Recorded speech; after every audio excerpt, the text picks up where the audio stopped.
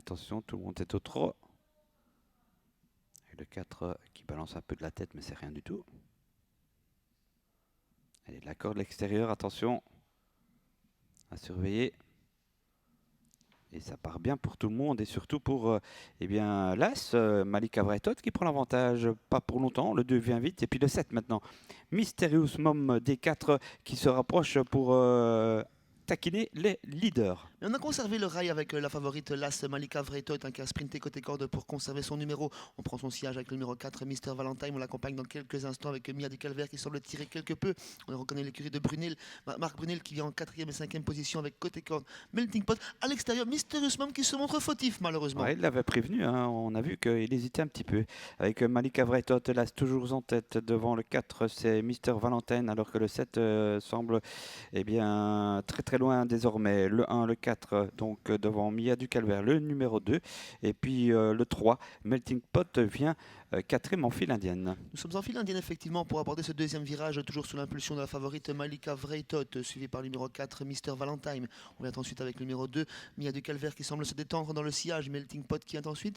On reconnaît en avant-dernière position le numéro 5, MD de la Futée, et on ferme la marche du peloton avec le numéro 6, pour le moment Magique Vivant. Ouais, disqualifié, hein, le numéro 7 s'est terminé suite à cette erreur avec Malika Vretot, l'As qui garde l'avantage. Hein. Attention que lorsqu'elle est en tête comme cela et sans le 7 maintenant qui est disqualifié, ça devient une toute première chance, hein, devant le 4 Mr. Valentine, ensuite le 2 Mia du Calvaire, suivi du 3 et puis le 5 c'est M de la Futée et dernier le 6 Magique Vivant. Dernier kilomètre bientôt entamé par l'animatrice qui est toujours Malika Vretot. On va être régulier mais sans aller trop vite en tête de course. On commence à dérouler légèrement quand on s'appelle Guy Deloreis et Malika Vretot. Dans son sillage, toujours Mr. Valentine qui a un très bon parcours depuis le début. Mia du Calvaire qui vient toujours en 3e position. Melting Pot 4e.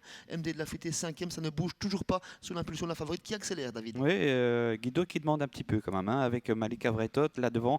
Le 4 Mr. Valentine est toujours dans son dos. Le numéro 2, ensuite le 4, pardon. Ensuite le 2, c'est Mia du Calvaire. Et on se rapproche.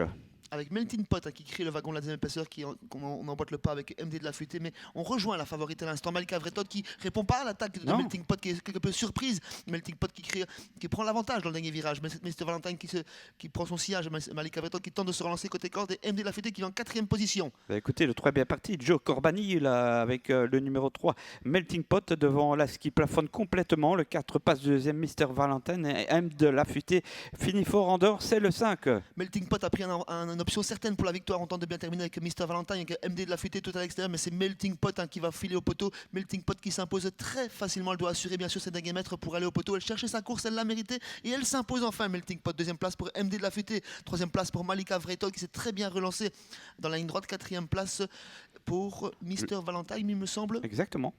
Exactement, le 3, le 5, l'As, le 4 et le 2